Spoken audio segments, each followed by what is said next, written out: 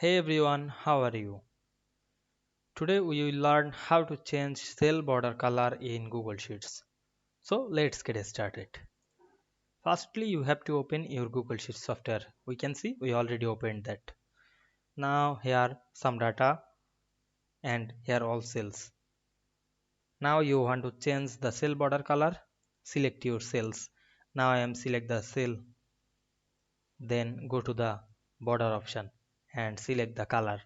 Now I am select the green color and click all border option. You can change the width of the border. Now I am select the thick border. Now we can see we change cell border color very easily. You can add another cell this color. Now I am select the dark red option and choose this all border. Now we can see we change cell border color very easily. I hope you understand this process. Don't forget to like, comment and subscribe my channel.